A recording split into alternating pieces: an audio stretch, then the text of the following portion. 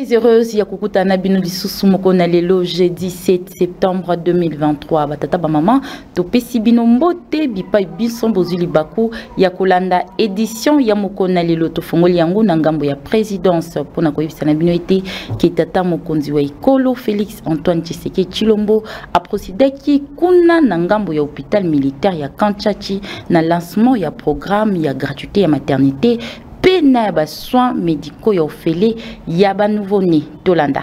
Chef de l'État Félix Antoine Tshisekedi Tshilombo a procédé na ngambo ya hôpital militaire ya Kanchachi na lancement ya programme ya gratuité ya maternité pena ya soins ya ba nouveau-né ya ofele. Boyeba que projet oyo ebandi na ville province ya Kinshasa oyo eko bénéficier na ba soins ya ofele ya ba nouveau-né pena ya kobota ofele na cadre ya mise en œuvre ya couverture santé universelle na kati ya République démocratique du Congo. Bosimba que gratuité oyo iso concerné consultation prénatale, échographie, accouchement simple et césarienne, soins ya ba nouveau-né, vaccination, consultation postnatale, planification familiale, pena accès ya ba kisi ya ofele. En ce jour du 5 septembre 2023, je suis heureux d'annoncer le lancement du programme de gratuité des accouchements dans la ville de Kinshasa, qui est le premier paquet de soins de notre mise en œuvre de la couverture santé universelle. Nangambo ya parlement toke koyebisa na bino ete commission ya défense et sécurité ya parlement congolais bayambaki mokolo ya mercredi 6 septembre 2023 nangambo ya palais du peuple délégation ya conjoint ya Union européenne Tolanda. Commission ya défense et sécurité ya Assemblée nationale na ya Sénat oyo ekambamaka epai ya M. Bertin Mubondi na Parma Baramoto bayambaki délégation ya commission conjointe ya Union européenne pena ba représentant ya facilité européenne pour na kimia bongo bokutani yango isalimaki mokolo ya mercredi 6 septembre 2023 na salle ya conférence ya Sénat kuna na ngambo ya palais du peuple na kobima na bango Mubondi oyo azali député national pe président ya commission ya défense paix et sécurité à l'Assemblée nationale à Limbola Kibouye. Pour ce mois, il a été question pour la commission défense du Parlement, et là je parle de l'Assemblée nationale et du Sénat, de recevoir plusieurs délégations ensemble avec le premier vice-président qui est en charge de la diplomatie parlementaire. Et le seul souci qui est le nôtre, c'est de toujours échanger avec nos partenaires, surtout avec comme objectif bien évidemment nous rassurer que nous pouvons trouver des solutions qui vont aller dans le sens de nous permettre d'avoir une armée qui monte en puissance et qui soit en mesure de sécuriser nos populations, mais aussi nos frontières. Et donc aujourd'hui, c'était un grand plaisir de recevoir cette grande délégation. Nous avons échangé sur un accord politique qui avait été pris. L'Union européenne, à l'unanimité, les États membres ont accepté de nous soutenir. Et je crois qu'aujourd'hui, c'est le début pratiquement de la concrétisation de cet accord sur terrain. Et nous, en tant que commission défense et sécurité au niveau du Parlement, nous allons avoir un œil ouvert et nous rassurer que ce projet va atteindre l'objectif qui est escompté. Je crois que c'est concret. Et c'est ce qui est beaucoup plus intéressant, c'est que ça n'a pas été que de la théorie, mais plutôt du concret. Il y a eu un accord, les États membres de l'Union européenne, à l'unanimité, ont accepté de soutenir la République démocratique du Congo. Il y a déjà un budget pour accompagner ce projet. Et aujourd'hui, vous voyez qu'il y a une équipe qui arrive nous rencontrer et commencer la concrétisation de cet accord sur le terrain. Et donc, je crois que ça, c'est très important. Nayango, bosimba que eloko penza isimbaki attention ya ba parlementaire congolais ezali penza côté concret ya accord oyo. Accord yango ezali pe ba état membre ya Union européenne bandimi ko soutenir penza République démocratique du Congo. Bosimba que budget moko ezali pona ko accompagner projet oyo pe équipe moko ya makasi nde eye pona kolandela pe kukukisa accord yango.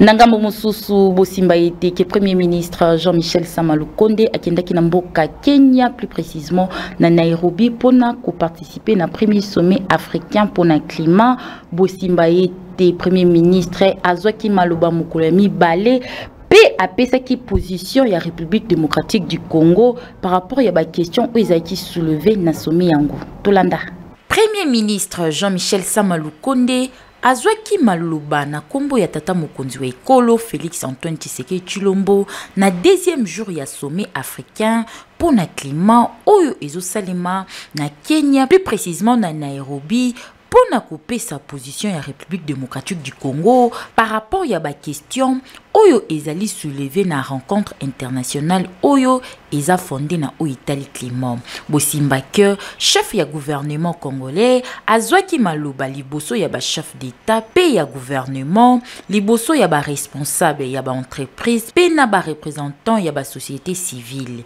Na maloba na ye boyeba été Premier ministre apesaki 3 propositions par rapport ya ba défi climatique oyo ezalaki évoqué na sommet oyo. Na proposition na ye liboso chef à gouvernement congolais a plaidé pour na accès ya ba condition ya malamu pe équitable ya bamboka Afrika na financement oyo ekosunga ya kofuli ki sa croissance verte pe ya ko développer yango. Na proposition na ye mibale Premier ministre a plaidé pour na solidarité na Italie ba projet ya intérêt moko na kati ya ba secteur ya énergie renouvelable. Na ba propos oyo nde Premier ministre a pesaki ndakisa ya projet intégrateur ya barrage ya Inga oyo kino lelo oyo ezozela kaka financement. Ya misa tupe asuke ezalaki que Premier ministre a proposé ki ba solution innovante na Italie ba défis environnementaux a évoqué ki lisusu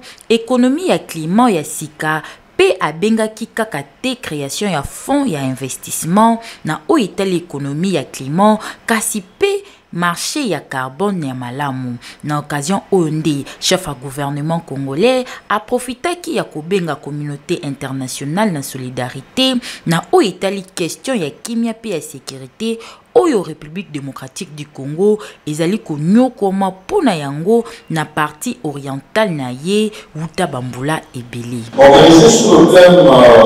développer des solutions positives pour le climat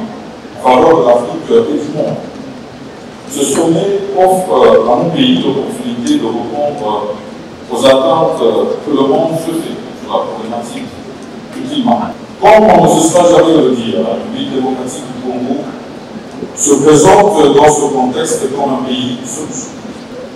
La République démocratique du Congo a résolu de produire à travers son système hydrologique de 100 MW pouvant alimenter la Nabasango mosusu toki koyebisa na bino eteke inspecteur général ya finance elongona directeur ya comité ya 9e G ya francophonie bazalaki na rencontre ya musala pona ko éclaircir na Italie ba spéculation ya détournement ya ba fonds par rapport ya G oyo Tolanda. Nandela ya séance ya musala o ezalaki prévu et pas inspecteur général ya finance Jules Alingete na directeur ya comité national ya 9e G à francophonie Isidore Kwanjangembo baebaki na kosala bongo constat qu'aucun détournement et salemaki na milulu ya 9e G à francophonie. Bosimba que ba parti oyo mibale basalaki penza évaluation moko approfondie na mission ya recadrement ya opération financière ya 9e G à francophonie. Inspection générale à finance arondaki penza ba hommage mérité na tata mokonzi ya ekolo Félix Antoine Tshisekedi Tshilombo oyo azalaki président ya comité ya pilotage ya 9e G à francophonie ainsi que na directeur national Isidore Kwanza pour la réussite ya rendez-vous oyo ya munene ya bamboka oyo balobaka langue française. Et comment on a fonctionné? Chaque semaine, on faisait un plan de décaissement que nous soumettons aux inspecteurs avec les soubassements. Ils évaluent. Lorsqu'ils estiment que la dépense peut être faite, ils validaient cette dépense et on exécutait. C'est comme ça qu'on a fonctionné jusqu'à aujourd'hui. Et je remercie très sincèrement le président de la République, qui est l'autorité de 9e G de la francophonie, le Premier ministre qui est le superviseur, qui nous ont accompagnés et avec l'IGF pour que CG soit un succès. De signaler bino que pour répondre à l'information distillée et Mikolo Leki par rapport à éventuel détournement il y a 9e jeu à francophonie numéro 1 il y a IGF Gilles Alingete à Limbola Kiboué. Dans le cadre d'une réunion d'évaluation de la mission que l'inspection générale des finances avait organisée au niveau de la direction du comité national des jeux de la francophonie, mission consistant à encadrer toutes les opérations financières de la francophonie. Et comme vous le savez, ces jeux sont terminés et ça a été une grande réussite pour la République démocratique du Congo.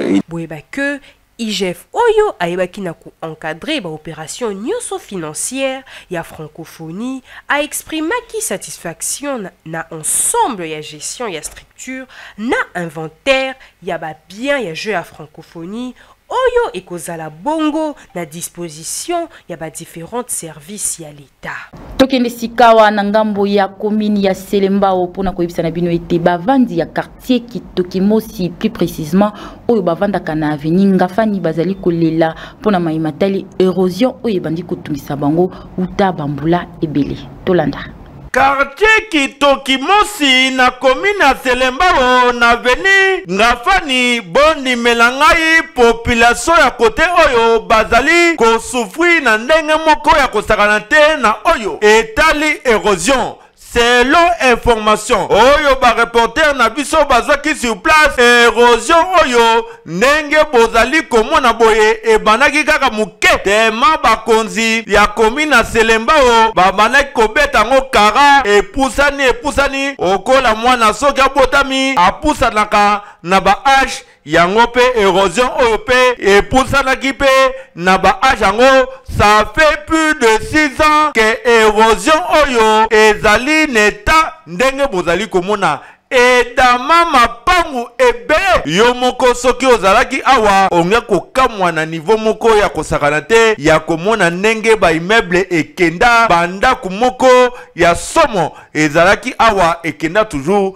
na érosion oyo bozali komona. Population pe tema souffrance ezali makasi kote nini ya kofana balobi tete biso pe esengeli tocha pe bandako na biso kaka na kati kaka érosion oyo botala bandako ebele ezali na kati érosion ndenge bozali komona ba misusu balala awa balamukaka awa basalaka ba besoin na bango nyonso kaka awa ndako na bango yango oyo na kati ya érosion ndenge bozali komona yoka ndenge balobi ebandaka ezala bandaku mbula kaka ezo ya malema ndaku misusu ekokundama etikalaka ndenge wana pe roje salama eza roje sila ko salama mapango ezalaki epesaki biso pasi mingi baninga nde toza boye bakoma kotelangana esika kovanda eza te ezalaki mapango moko ezalaki na bandaku na ba responsable na kati ba mama na bana bakoko mais na minute oyo ba erosion esalamaki defu ebomaki bato ekendisa bandako wana malgré bato bimelaki bato bazalaki te na se ti mutako bongisa ngo azate bazotala ezomata tina lelo ekokoma boye. Ah oui, tozali kosenga na makonzi ya Selembao bosala lolenge nyonso pona ko trouver solution na érosion oyo ezali kopuza na malembe tala deja ndenge ekomi pembeni moko na bandaku oyo pe bandaku mususu ezali na risque pona pe ebukana echola kaka na érosion oyo. Bo trouver solution pona ba habitant ya Selembao awa na quartier Kitoki Mosi baza à l'aise balala na condition moko ya malamu po ya boy soki mbula kaka ebenika na nginga na nga bato ebele bakolela awa. Totikala kaka na quartier Kitoki Mosi pona koyebisa na bino ete bavandi ya kwa oyo bazali ko se plaindre makasi pona maimatali pasi ya mai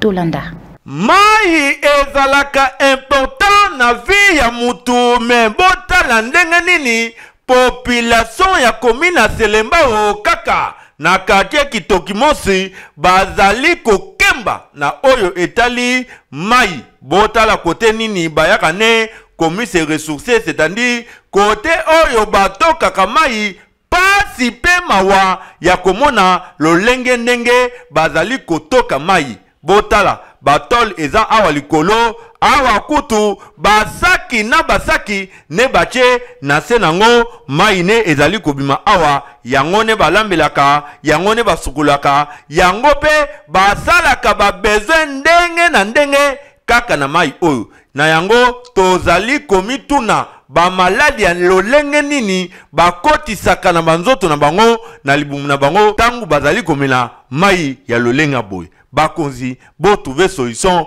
boyoka ne balopi. Dans un malade du bezani tala yo moko penza. Ta place les autres na capitale. Na capitale o babini capitale RDC tala pompe. Na Zambate na capitale. Où tu veux vivre, l'eau c'est la vie. Tant tu veux vivre dans le penza. Santé c'est la richesse. Nous avons toujours la vie. Dans la vie à mutu. Nous maï. Dans la place où bima. Nous avons la maillot. Est-ce la possibilité ni na tekaka salaka lobitanga kobela. Donc vous avez un souci penza. Tous en mboka te, tous en capitale. Ah oui. Yaboye ezalakate bakonzi bo trouver solution pour na babitan ya Kitogimosi awa na commune na Selembao pour na bazala pe na condition moko ya malamu na oyo etali mai lokola population ya ba commune mususu batoka mai à l'aise kasi awa e komane théâtre ne théâtre lala na yo lota mai okozwa ate iloko te bazali ko souffrir pour na mai. Bo trouver bango solution bo kela bango ba pompe à régie des eaux na mapango na bango po ba CPAP okola ba congolais. Nangambo ya komini ya Matete toki ko yebisa na bino ete accident de circulation moko et salemi na quartier des Bonhommes, plus précisément na avenue Lumière Tolanda. Batu oyo bozali komona baye kotala match ya Leopard na Soudan mais bazali awa na accident de circulation oyo esalamaki mukolo ya lobi awa na komina Matete na quartier de Bonhommes précisément na avenue Lumière kaka na entrée ya Lumière botala ndenge mutuka ya noir oyo eyaki na kisela na niveau moko ya kosakana te eutaki kota 16e rue eye kisela ti awa na katikati ya avenue Lumière eyene kokuta na surprise na moto gizi oyo tala ndenge enyefuli moto gizi oyo efinani okokasa neti moto oyo basombaki ya sika te mais ekomini ya kalapo baye banyefoli yango boye batu oyo bazaki na moto ebele bazoki bakenai na bango na hôpital kasi na mutuka oyo chauffeur ye azalaki nena basi kote oyo atiaki na ye musique mpona bana basi oyo bazalaki awa basepela mais abosanaki ke ezalaki voix moko publique kisela tala suka na ye ayaki ne kotuta ne moto gizi oyo enyefuki na niveau moko ya kosakana te.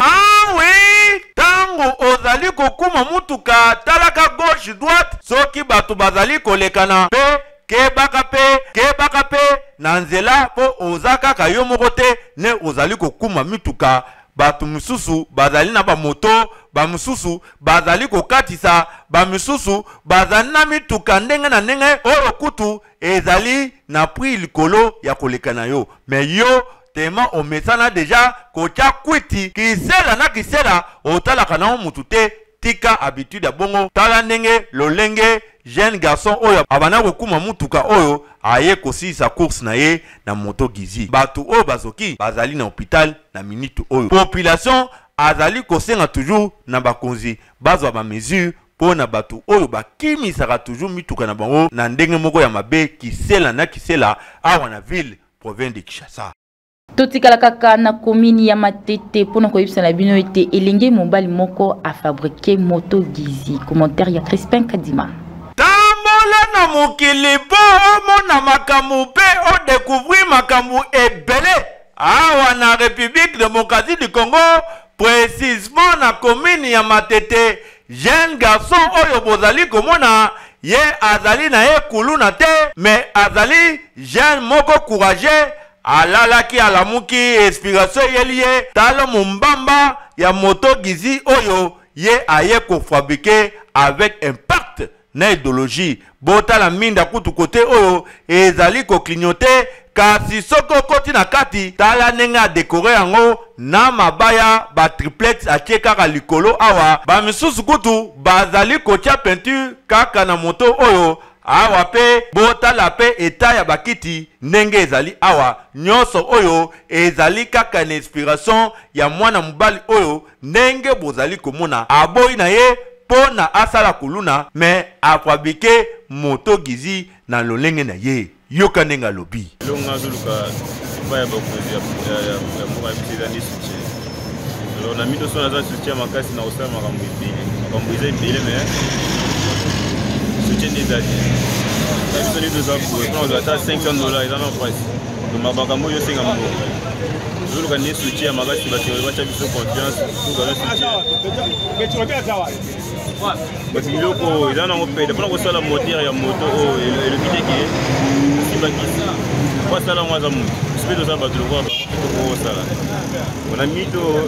tozi kaka babiloko bango basalaki tozi tocompose tosali moto me ngai ntina oloba naza kapasité ya kosala moteur ya moto soki bamateriel ezali so mpe soutien ezali lelo naza kapasité ya kofabrike même cylindre ya moto fabrike ville blanke ya moto même ya mituka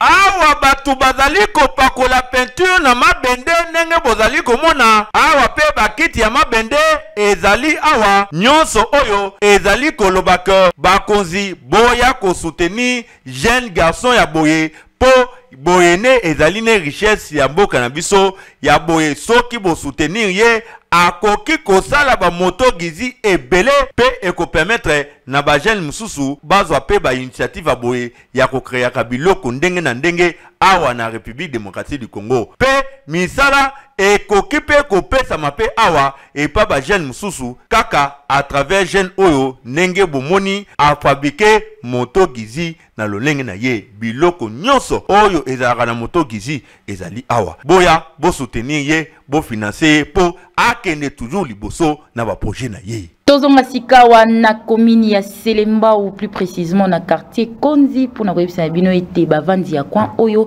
bazali ko se plaindre na ndenge basinga snel ezali na ita ya malamu te ba détail basinga oyo bozali komona ezali jemba te oyo population ya commune ya Selemba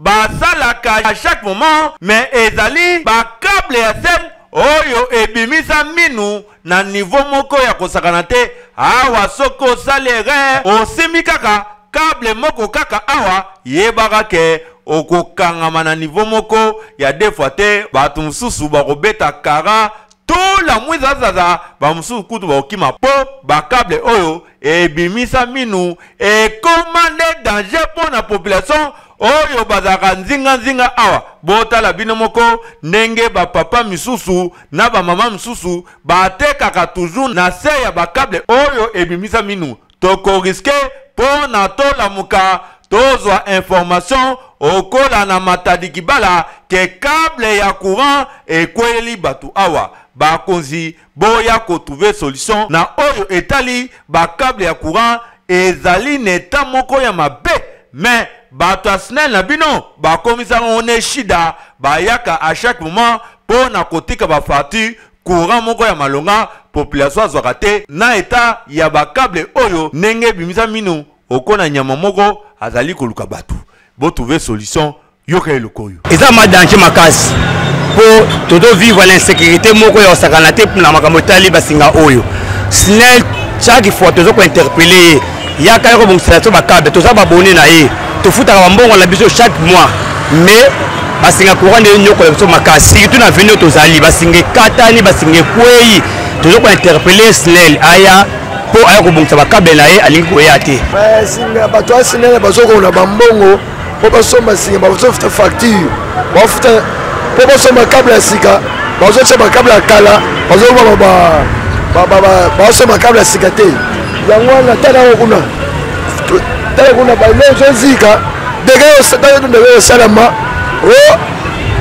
l'état mais tant déjà eza bazobongisa te. Ah oui, population ya commune ya Selembao awa na quartier Kuni bazali na besoin ba respirer okola ba congolais nyonso pe okola ba kinois bazala na lotiliki courant moko ya malonga po et permettre bango pe batalaka pe ba TV bayokaka pe ba information okola batu nyonso awa kutu babosana na bango couleur ampoule couleur ya ba tube pour courant ezalaka ngo kutu te bo trouver les bango solution surtout na o etali eta ya ba câble ndenge bimisi minu boy. Ndenge nini ba supporters bako accéder na stade des martyrs pour un match oyo opposé entre République démocratique du Congo na Soudan natina na yango point de presse moko isalimaki tolanda. Fédération congolaise de football association Fekofana Mukuse à travers président ya comité ya normalisation baebaki bongo na ko dévoiler mokolo ya mardi 5 septembre 2023 nanzela ya point de presse ba modalité pe ba condition pona ko s'acquérir ba billet ya match RDC Soudan na compte ya 6e pe dernière journée ya ba éliminatoire ya Coupe d'Afrique des Nations 2023 oyo ezali prévu mokolo ya le 9 septembre na stade de martyrs de la Pentecôte. Boeba été près de 50 000 billets et kozala na disposition ya public pe bakoki bongo ko se procurer yango via service ya Robank nanzela ya ba service na ye Iluko Cash to pe ba point de vente disséminé à travers ville ya Kinshasa ya Koyeba Iliko Store Fekofa Utex Africa UPC, Kitambo, Saint-Luc, Bondal, Upen, Victoire, Limité, Cité Verte, Njili, Kintsuka, Matete, Rond-Point Ngaba, Bayaka, HDV, Money Shop,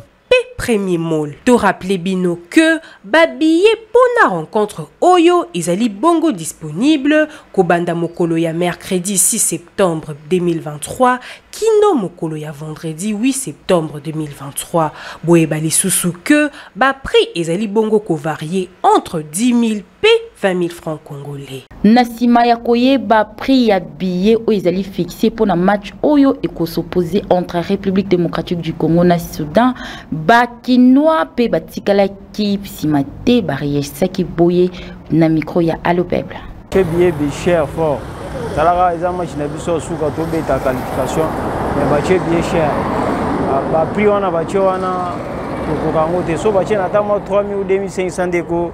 ko facilité biso to kota mais 10 millions wana ba chende belé pankasi mato kokate ko ba kibasa na tam basola ke ba kisa ta billet ko na tamo 3000 ou 2500 wana ndi to mona mona ko les ambongo belé ci stade ba bongisi le biso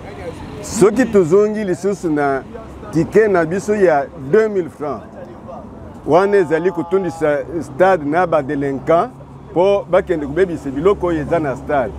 pona ngai prix ya 10 000 mpona pour tour ezala maintenu ya 20 000 mpona tribune ezala maintenu nyonso wana ezali mpona protéger ba aki oyo tozwi déjà na stade au lieu ya koya kobebisa yango lisusu. Là c'est pour écarter tous les délinquants oyo baya kobebisa stade. 10 000 francs pour ngai na moni yango basali mabe makasi po mboka tozana ba jeune to débrouiller condition ezate misala ezate donc to ko supporter équipe na biso te po biso to ba fanatique à Léopard to ko kate po biso ko to na stade belé billet faut ezala ta 1500 ou bien au moins 2000 francs et belé 2000 francs parce que au mona te que za ba match na biso victoire pour match wana so to zanyango il faut to zalane po Léopard azana courage à obeta bali vraiment balingi biso te. Pour aller bien match à Léopard, il y a 10 000 francs à côté de la bino. Biso, tu vas à la changba, tu vas à la changba, tu vas à 10 000 francs. Et ça l'a raté. Parce qu'il s'est habillé, tu vas à stade, tu vas à l'équipe de Biso Léopard. Tu vas à la martyr, tu vas à l'équipe de Biso. 10 000 francs nini. 10 000 francs, tu vas à 10 000 francs tes jours. Famille, tu vas à 10 000 francs. 10 000 francs, tu vas à billet match. Attends, papa François Kaboulou. Yo paie vraiment, on dit 10 000 francs, on dit bien 10 000 francs. Bon, qui t'avait billet, ça bat ton match à Léopard. C'était 2 ans dans la Gatambo, Canada, 10 000 francs c'est beaucoup. Parce que tout le monde en a la francophonie, les gens ont dépensé de l'argent.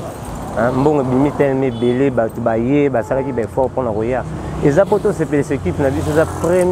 dernier match na biso au tozobete ya qualification donc il faut pas qu'il ça quand même billet pour permettre à Montagnon so aille apostader à la plein pour te soutenir le port na biso oui batu mususu bakozwa possibilité ya ko foot ya ngoma les uns yango même se permettre à batu mususu ba sauter ba me ba lukanene ba kokota na magui pas à poser autant match sur 10 000 francs à l'encontre sande alors le rakotaka na fraude ba kondiba meka kotala ko kitisa mo mukebie comme ça permettre batu nyonso ba koya ko soutenir le port na biso Nelema ya sport oyo ndepesi ngai nzela na boucle complètement magazine na biso yo mokona lelo topesi merci na bino baye bon sobolandaka biso merci na fidélité pena confiance oyo bopesaka biso mikolo na mikolo ngala bino tokutani mikolo oyo ezali koya